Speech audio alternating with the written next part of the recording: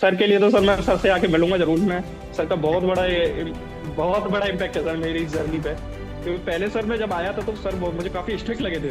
Sir मुझे डांट देते थे, मैं कोई मेरी स्टोरी पढ़वाते थे तो फिर उसमें बहुत सारी कमियां निकाल देते थे। तो मैं शुरू शुरू में डिप्रेस सा रहता था कि सर मेरी कमियां बहुत निकाल रहे हैं, कि मैं ठीक लिख रहा हूँ फिर भी सर बहुत सारी कमियां बताते हैं मेरे को।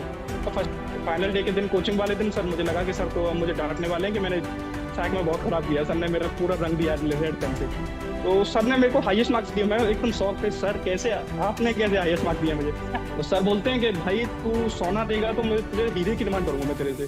तो कितना भी अच्छा कर, मैं तुझे और अच्छा ग्रूम करने की सोचूंगा। कम से कम सर मैंने 250 वीडियोस रिकॉर्ड की होंगी अपने फोन में पीपीडी की। तो जिससे कि मैं अपनी कम्युनिकेशन को और इम्प्रूव कर पाऊँ और एक फ्लो में बोल पाऊँ। तो मैं आया सर, आपने काफी प्रैक्टिस कराई हम लोगों को, पीपीडी की ग्रुप डिस्कशन कही है। तो हर पीपीटी के बाद आप जो सर आपने फीडबैक दिए वो सर काफी हेल्पफुल थे। एफडीए भी आया था तो सर आपने देखा था मैं बहुत पूरा दिन चिल्लाता रहता था जीडीज में। मुझे पता था मैं जितना बोलूंगा उतना ही मेरी इंग्लिश इंप्रूव होगी। जय हिंद दोस्तों। ऐसा कहा जाता है कि डॉक्टर का बेटा डॉक्टर बनता है, इंजीनियर का बेटा इंजीनियर बनता है, बट हमारे बीच में एक किसान का बेटा है जो आर्म फोर्सेस में ऑफिसर बनने जा रहा है। आज मैं आपको मिलवा रहा हूं दीपक चाहर से। आपने दीपक चाहर का नाम क्रिकेट के लिए भी सुना होगा, और आज हम जिन दीपक चाहर से मिल रहे हैं उनका एनडीए में ऑल इंडिया रैंक आया है 318, और दीपक जो है मेरिट लिस्ट में अपना फाइनल मुकाम हासिल कर चुके हैं। अब एनडीए जाने ही वाले हैं। तो दीपक, सबसे पहले आपको बहुत बहुत congratulation. Thank you very much sir. और दीपक जो है, दीपक चाहर बड़ा फेमस है क्रिकेट के लिए, और ये आगरा वाला दीपक जो है फेमस हो रहा है एनडीए जाने के लिए। तो दीपक, सबसे पहली बात कि कितना कितनी खुशी अभी फिलहाल महसूस कर पा रहा है दीपक? सर एक काफी ज्यादा सेटिस्फेक्शन है सर, काफी लॉन्ग जर्नी के बाद फाइनली अचीव कर लिया जो चाहिए था सर। बहुत टाइम पुराना ड्रीम था और कंप्लीट करने के बाद सर एक बहुत सेटिस्फेक्शन है अभी। और हाँ, कुछ नई चीजें सीखने की, नई चीजें देखने के लिए क्यूरियस भी हूँ कि अकेडमी जाके कुछ नई चीजें देखूंगा। तो एक अच्छी फीलिंग है सर, बेस्ट फीलिंग। तो डेफिनेटली लंबी जर्नी रही है। दोस्तों, मैं आपको बता देता हूं, ये दीपक का थर्ड अटेम्प्ट था। दीपक पहले अटेम्प्ट में स्क्रीन आउट हुए, दूसरे अटेम्प्ट में ये कॉन्फ्रेंस आउट हो गए, पर बंदे ने हिम्मत नहीं हारी, और थर्ड अटेम्प्ट में जाकर के बंदा ना सिर्फ रिकमेंड हुआ, मेडिकली भी क्लियर है, और अब जो है ज्वाइनिंग लेटर का बस इंतजार है। तो दीपक, जनरली बच्चा, फौज में जाने वाला बच्चा, जैसे हम दूसरे एग्जाम की बात करें तो ऐसा होता है कि यूपीएससी करने जा रहे हो तो सोसाइटी अपने आप टाइम दे देती है कि भाई यूपीएससी जा रहे हो, आईएएस आईपीएस बनना है तो 5-7 साल से कम टाइम नहीं लगेगा। बंदा नीट जेई के लिए यस जाता सर। है तो पहले से ही डिसाइडेड हो जाता है कि भाई 2-3 साल तो मेहनत करना पड़ेगी। पर एनडीए वाले बच्चे यस सर। कई बार 1 या 2 अटेम्प्ट के बाद छोड़ देते हैं। क्या करना चाहिए बंदे को अगर वो पहले दूसरे अटेम्प्ट में सफल ना हो? तो छोड़ देना चाहिए, या फिर तुम्हारी तरह हार नहीं मानना चाहिए? छोड़ना तो ऑप्शन नहीं होना चाहिए। अगर आपका ड्रीम है और आपको असलियत जरूरी जाना ही जाना है तो सर छोड़ना नहीं चाहिए। अपने ड्रीम को बहुत स्ट्रांगली पकड़ के रखना चाहिए। जैसे कि सर अपने एफर्ट्स देने चाहिए। हो सकता है कि एक दो बार में ना निकले, आप कुछ ना कुछ गलती मिस्टेक कर रहे हो, उन मिस्टेक्स को सर ढूंढो अपने अंदर और इम्प्रूव करने की कोशिश करते रहो। पर छोड़ना तो सर एक राइट ऑप्शन नहीं है। तो अपने ड्रीम पर भरोसा रखो और अपने ऊपर भरोसा रखो तो क्लियर हो ही जाएगा सर। वेरी गुड दीपक। दीपक, जनरली से बात होती है कि माहौल का बड़ा फर्क होता है, माहौल बड़ा असर डालता है। तो जैसे हम लोग फार्मर्स फैमिली से आते हैं, हमारे घर में खेती किसानी का माहौल रहता है, तो फिर उस माहौल में आप अपने आप को फौज के लिए किस तरह से इंक्लाइन रखते थे? कैसे आपका झुकाव फौज की तरफ बना रहा? सर ये माहौल के लिए तो सर मैं बिल्कुल एग्री हूँ सर आपसे। माहौल बहुत इंपॉर्टेंट है। इसी माहौल की वजह से सर मुझे थोड़ा टाइम भी लगा, क्योंकि सर एक गांव में रहने वाला बच्चा के कॉन्फिडेंस इतना बिल्ड नहीं हो पाता जितना कि बाहर जो और बच्चे होते हैं। और फिर सर मेरी इंग्लिश भी इतनी अच्छी नहीं थी बिकॉज ऑफ गांव गांव का माहौल। बट सर हाँ, ये क्लियर था कि सर गांव में मैंने काफी लोग देखे थे जो मेरे आसपास के रीजन से सर आर्म फोर्सेस में हैं। तो उनको देख के काफी मोटिवेशन था कि जाना तो आर्म फोर्सेस में ही है। और सर बस एक डेली रूटीन को और एक अच्छा इंसान बनने की कोशिश करना है सर। एक आर्म फोर्सेस में जाने के लिए इतना तो मुझे पता ही था सर। बस अपने पेरेंट्स की हेल्प करना, अच्छे दोस्त बनाना, एक अच्छी कंपनी में रहना, बस सर गांव में तो मैंने इतना ही किया। फिर 12th के बाद मैंने सोचा चलो अब प्रिपरेशन करते हैं, तो फिर मैंने वहां से मूव ऑन किया और चीजों पर वर्क करने के लिए। तो फिर सर मैं शहर जाके अपने दोस्तों के साथ पढ़ाई की, तो उससे रिटेन निकाला। फिर उसके बाद सर जर्नी कंटिन्यू रही। तो तो देखिए माहौल दोस्तों, इम्पोर्टेंट तो दीपक बहुत ने है सर। जैसा कहा कि दोस्त बड़े इंपॉर्टेंस रखते हैं और दोस्तों का बड़ा योगदान भी रहता है आपके सक्सेस में।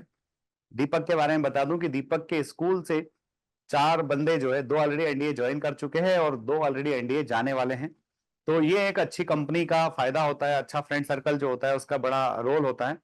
दीपक, अब यहाँ पर बात आती है, जैसे आपने कहा कि इंग्लिश अच्छी नहीं थी, तो क्या एक एक्स्ट्रा ऑर्डिनरी लेवल की इंग्लिश चाहिए बच्चे को अफसर बनने के लिए, क्योंकि आपने वहां एसएसबी में 2 बार आप एसएसबी में 5 डेज तक रुके हैं, तो क्या कितनी लेवल की इंग्लिश चाहिए बच्चा और उसको कैसे किया जा सकता है? तुमने अपने आप को कैसे इंप्रूव किया? सर इंग्लिश इतनी ज्यादा हाई लेवल की नहीं चाहिए, बस इतना चाहिए कि आप अपनी बात को उनसे कम्युनिकेट कर पाए, वो आपकी बात को समझ पाए, और वो आपके बैकग्राउंड को देख के समझ जाते हैं कि उनको, मुझे पता था कि वो एक फार्मिंग विलेज का लड़का है, तो उनको एक एक्सपेक्टेड इंग्लिश चाहिए थी कि जिससे मैं बस कम्युनिकेट कर पाऊँ उनके साथ। और वो वैसे इंटरव्यू शुरू भी होता है तो हर टास्क से पहले वो हमें गाइड करते हैं कि अगर कहीं अटको तो हिंदी में भी बात कर सकते हो। तो एक लैंग्वेज इतना बड़ा इश्यू नहीं है एसएसबी क्लियर करने के लिए, पर हाँ थोड़ा बहुत इंपॉर्टेंट जरूर है। अगर अच्छी इंग्लिश होती है सर, एक अच्छा कॉन्फिडेंस आ जाता है, तो उससे इजीली हो जाता है क्लियर करने के लिए। तो इंग्लिश सर वर्क तो करना चाहिए।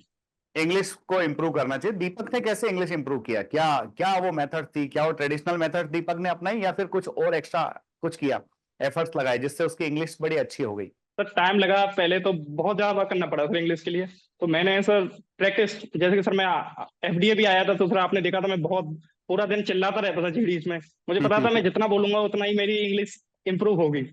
तो सर मैं जितना जब भी मुझे मौका मिलता था बोलने के लिए मैं आगे आता था और बोलने की कोशिश करता था। जैसे सर कुछ ना कुछ बोलने से सर इंग्लिश जरूर इंप्रूव होती है। प्लस सर मैंने बुक बुक रीडिंग स्टार्ट कर दी थी इंग्लिश की। और सर मैं कोई भी मूवी वूवी देख रहा हूँ तो इंग्लिश सबटाइटल्स के साथ इंग्लिश में ही देख रहा हूँ। तो मैं एक, और फ्रेंड सर्कल्स के साथ भी मैं मतलब सर कुछ ग्रुप डिस्कशन दोस्तों के साथ कुछ भी करता था तो मैं कोशिश करता थोड़ा इंग्लिश में ही रहे। तो सर इससे काफी इंप्रूव हो गई इंग्लिश तो टाइम टू टाइम। तो दीपक, मेरे पास में है ना तुम्हारे बैच का एक फोटो है, जब तुम एफडीए में तैयारी कर रहे थे, और उस बैच का फोटो जब मैंने देखा तो उसमें देखा कि कई सारे बच्चे उसी बैच से रिकमेंड हो गए। अर्णव रिकमेंड हो गया, हाँ सर। कुणाल रिकमेंड हो गया, आर्या रिकमेंड हो गई, दीपक रिकमेंड हो गया। तो यस सर। तुमने उस बैच का माहौल कैसे सेट किया था? क्या कर रहे होते थे उस बैच के अंदर कि आप जो है तमाम बच्चे इतना फास्ट फॉरवर्ड रिकमेंड हो गए? तो अर्नब और कुणाल भैया के साथ तो मैं उन्हीं के साथ बैठता था बस। और ग्रुप डिस्कशन में उनके साथ डिस्कशन करने में सर काफी मजा आता था, एक हेल्थी डिस्कशन होता था। वो लोग सर काफी मैच्योर थे, वो सर ग्रेजुएट एंट्री से जा रहे थे। तो उन लोगों से मैं काफी कुछ सीखता था कि हाँ ठीक है ऐसे बात करना है, थोड़ा कम्युनिकेशन भी उनसे काफी कुछ सीखा मैंने। तो एक उनके अंदर कामनेस थी, पेशेंस था, उस चीज को भी मैंने काफी सीखा। तो सर एक दूसरे को देख के भी हर चीज से कुछ ना कुछ पॉजिटिव चीजें ले लेने से सर काफी कुछ इम्प्रूव होता है। Yes sir. सभी मेहनती बच्चे थे तो सर मेहनत तो कर रहे थे सभी लोग, तो इस वजह से मेहनती हो जो गया। आदमी होता है वो तो सेलेक्ट हो ही जाता है, खैर इसमें नो डाउट। बट आप दूसरों के साथ में रह करके कितना सीख रहे हो, वो भी बड़ा इंपॉर्टेंट रोल प्ले करता है। दीपक, अब बात करते हैं आपकी 5 डेज की वो जर्नी जो आपने एसएसबी के अंदर गुजारी, क्योंकि एनडीए तो बहुत सारे बच्चे क्लियर कर ही लेते हैं, पर एसएसबी के अंदर बच्चे रुक जाते हैं, और बड़ा बुरा लगता है, बड़ा फील होता है जब आप फर्स्ट डे या तो स्क्रीन आउट हो जाते हो या फिर आप कॉन्फ्रेंस आउट हो जाते हो। मुझे एक एक करके बताना दीपक की पीपीडीटी के लिए क्या मूल मंत्र था, वो डे 1 जिसको क्रैक करना बहुत सारे बच्चों के लिए मुश्किल होता है, वो दीपक ने लगातार 2 अटेम्प्ट में कैसे किया? What was the key? Sir पहले तो कोई की नहीं थी, मैं पहले तो वैसे ही चला गया था। तो फर्स्ट अटेम्प्ट में जब मैं स्क्रीन आउट हुआ सर, बहुत पेनफुल होता है स्क्रीन आउट। कॉन्फ्रेंस आउट में इतना दर्द नहीं होता, पर स्क्रीन आउट पहले दिन जाओ आप अच्छी खुशी तैयारी करके, आप रिटर्न निकाल के गए, 6 महीने की मेहनत है, और पहले दिन ही घर भेज दें। तो सर बाद में जब बाहर आके घर वालों को कॉल करते हैं कि भाई आज पहले दिन ही आउट हो गया, तो सर बहुत गंदी फीलिंग आती है। तो फिर नेक्स्ट टाइम तो सोच लिया, तो पहले दिन तो घर नहीं जाना है, कुछ भी करना पड़ जाए। तो सिर्फ पहले अटेम्प्ट में सर मैं ओआर प्रैक्टिस बिल्कुल करके नहीं गया था, और थोड़ा बहुत ही नरेशन की थी प्रैक्टिस, और कॉन्फिडेंस भी नहीं था सर। तो स्टोरीज को मैं बहुत फास्टली बोल दिया वहां पे, तो नहीं हो पाया अच्छी तरह से। तो नेक्स्ट अटेम्प्ट में सर मैं थोड़ा गया तो मैंने प्रैक्टिस बहुत की सर पीपीडीटी की। कम से कम सर मैंने 250 वीडियोस रिकॉर्ड की होंगी अपने फोन में पीपीडीटी की। तो जिससे कि मैं अपनी कम्युनिकेशन को और इम्प्रूव कर पाऊँ और एक फ्लो में बोल पाऊँ। तो सर इतनी वीडियो रिकॉर्ड करने के बाद इतना इतना तो कॉन्फिडेंस आ गया था कि नरेशन तो अब खराब नहीं होने वाला, नरेशन तो एकदम बढ़िया जाएगा। और स्टोरीज की प्रैक्टिस करने से सर वो स्टोरीज भी थोड़ी अच्छी होने लगी। और मैं सर आपकी यूट्यूब पर वीडियो देखता रहता था सेकंड अटेम्प्ट के लिए। यूट्यूब से आपके चैनल को मैंने बहुत फॉलो किया था, तो आप डालते रहते हो पीपीटी, और वहां से मुझे आइडिया लग गया था कि हाँ स्टोरीज ऐसे लिखनी है मेरे को।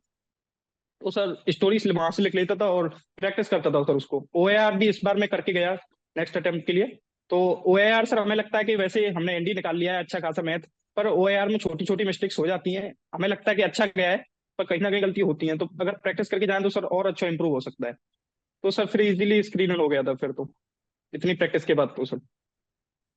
तो स्क्रीन इन के लिए देखो, एक बंदा जो 250 वीडियो खुद के रिकॉर्ड कर सकता है, जो बंदा अपने कम्युनिकेशन को खुद के लेवल पर चेक कर रहा है, ये एक्स्ट्रा ऑर्डिनरी कमिटमेंट ही होता है जो आपको सक्सेस दिलाता है। और स्क्रीन इन हो गए। अब दीपक थोड़ा सा वो वो अच्छे पल की तरफ हम लोग जाएंगे जब बच्चा एंजॉय करता है। तो सबसे पहले हम लोग एसएसबी के वो जो रिमेनिंग 4 डेज है उसमें से बात करते हैं जीटीओ के डेज की। जीटीओ ने कब कब रुलाया और कब कब हंसाया। सर जीटीओ सर थे थोड़े स्ट्रिक्ट थे, थोड़े ज्यादा फनी नहीं थे, तो ज्यादा बातें नहीं करते थे। तो सर पर मुझे ग्रुप अच्छा मिल गया था सर जीटीओ के लिए। जीटीओ में एक ग्रुप काफी इंपॉर्टेंट है सर। तो जब जब स्क्रीन इन हुए तो सारे मेरे रूममेट सर, जो भी मेरे ग्रुप वाले बंदे थे मेरे रूम में थे, तो उनके साथ सर बहुत अच्छा इंटरेक्शन हुआ, उनके साथ बहुत अच्छा टाइम स्पेंड हुआ। तो उनसे बहुत अच्छी बॉन्डिंग बन गई। तो सभी लोग ने डिसाइड किया कि एक थोड़ा मैच्योरली ग्रुप डिस्कशन और सारी टास्क को हैंडल करते हैं। मतलब एक फिश मार्केट नहीं बनाना है हमें। तो सर हम नेक्स्ट गए तो सभी लोगों ने ऐसे ही किया कि एक दूसरे को मौका दे रहे हैं, कंप्लीटली हम लोग कॉपरेट कर रहे हैं एक दूसरे के साथ। अगर मुझे कोई बोलना चाहता है तो मैं भी बोलता था कि let him speak first then I will speak. तो सर एक दूसरे को मौका देने से सर ये काफी अच्छा इम्पैक्ट गया ग्रुप में। और सर एसएसबी में हमारे ग्रुप से सबसे ज्यादा बंदे रिकमेंड हुए थे। टोटल 6 हुए हैं सर, 4 ग्रुप में से। और 3 बंदे हमारे ग्रुप से रिकमेंड हुए हैं सर। और तो सर नेक्स्ट टास्क के लिए भी नेक्स्ट टास्क के लिए भी सर हम लोग ग्रुप को सपोर्ट कर रहे थे। मैं पीजीटी टास्क के अंदर भी सर लोग क्या करते हैं, अपने आप को हाईलाइट करने के लिए आगे सोचते हैं कि मैं अंदर चला जाऊं, सबसे ज्यादा मैं हाईलाइट होऊंगा, या फिर मैं थोड़ा हट के बोलता हूँ ग्रुप के अगेंस्ट से आगे। तो उससे सर खुद को हाईलाइट करने के लिए जरूरी नहीं है आपको ग्रुप में अपने आप को हाईलाइट करना है, बस ग्रुप को सपोर्ट करो, आगे बढ़ाओ। तो सर मैं पीजीटी में काफी पीछे था, पर मैं जहां था वहीं से आइडिया दे रहा था। मेरे फेस पे एक एक्सप्रेशन दिख रहा था कि मुझे हाँ ग्रुप को जल्दी क्लियर कराना है। एक थी सर वो कि हाँ मुझे आगे नहीं जाना, मुझे उसकी टेंशन नहीं है, पर ग्रुप का क्लियर कराना है।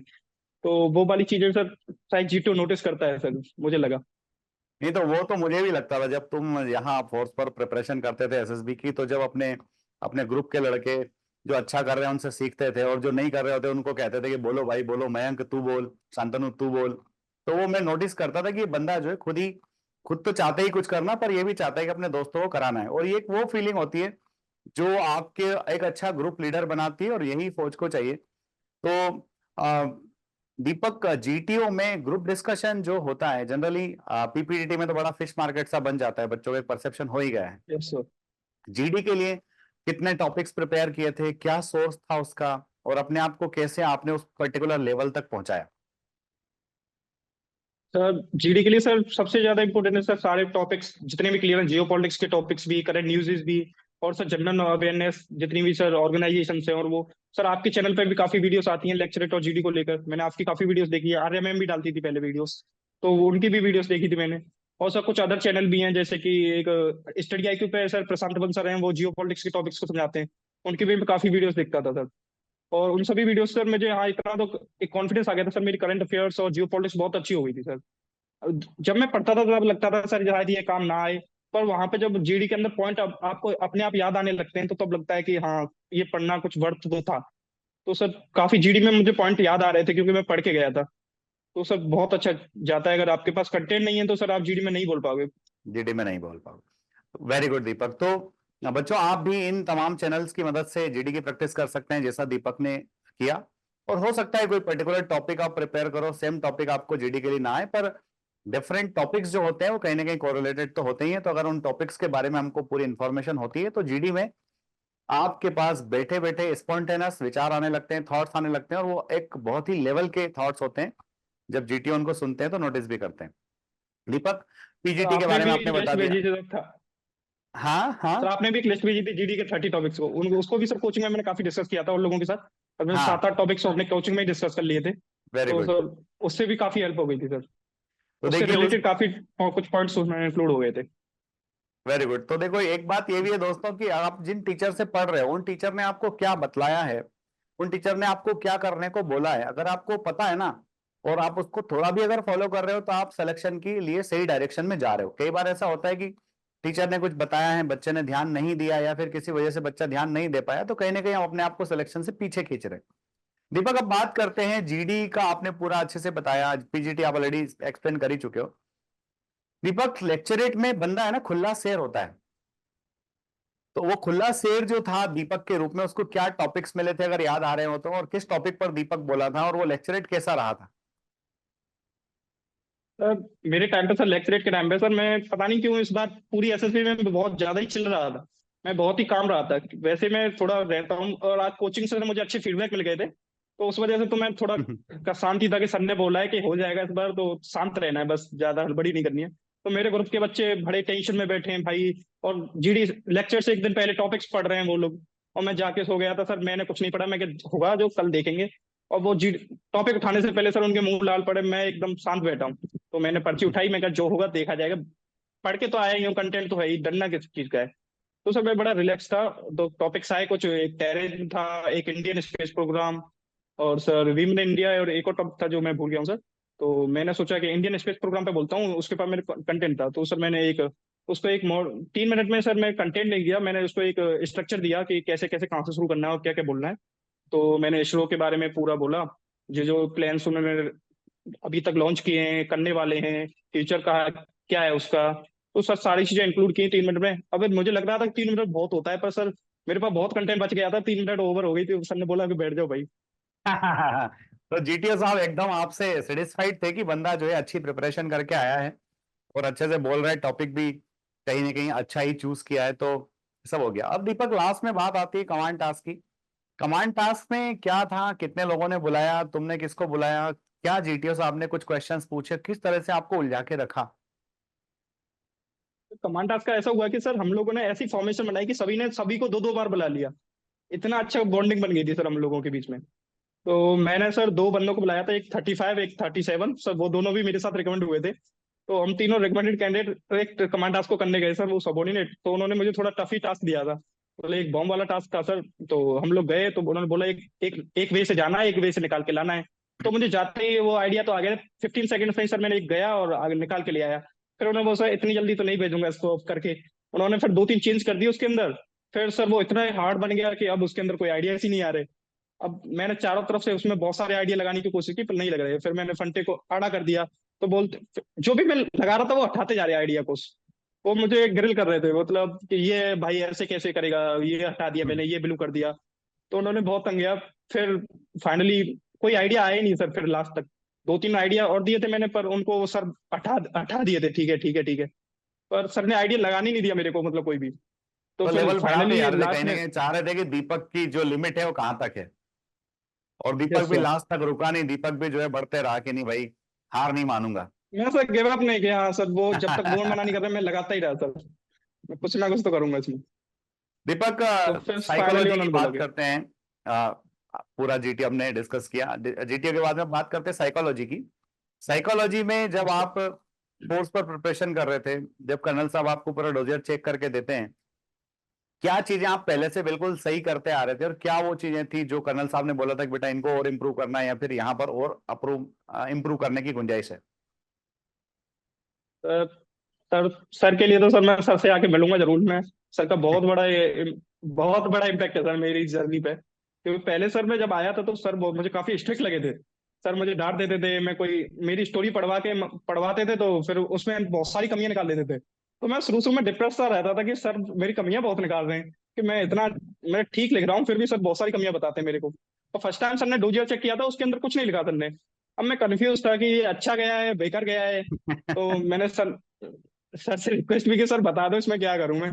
तो सर ने फिर दोबारा चेक किया, मेरा डोजियो से दोबारा बुला के चेक किया, फिर उसके अंदर बहुत सारी चीजें मार्क की उन्होंने। तो मेरी सर मिस्टेक्स हो रही थी कि मैं थोड़े प्री कंसिप्ट आइडिया लेके जा रहा था। जैसे कि कोई मेरे सामने एक्सीडेंट हो रहा है तो मैं स्टूडेंट बना था मेडिकल का ही, तो मैं एक नॉर्मल इंसान की तरह भी कर सकता हूँ। सर ने बोला कि हर जगह उसी प्रोफेशन को लाने की जरूरत नहीं है जो तुम्हें करना है। और थोड़ा एक्शन पार्ट भी सर ने बताया कि थोड़ा एक्शन और डाल सकते हो, कि अपने हीरो को कोई टास्क दो, प्रॉब्लम को सॉल्व करने के, प्रॉब्लम सॉल्विंग नेचर बनाओ हीरो का। तो वो सारी चीजें मैंने समझी। और सर ने दोनों डोजियर चेक किए। तो सर मुझे कॉन्फिडेंस डे तक लग रहा था कि सर तो मुझे, जिस दिन मैं अंदर जाने वाला था सर ही करते हैं ना कॉन्फ्रेंस सर। तो फाइनल डे के दिन, कोचिंग वाले दिन, सर मुझे लगा कि सर तो अब मुझे डांटने वाले हैं कि मैंने साइक में बहुत खराब किया। सर ने मेरा पूरा रंग दिया रेड पेन से।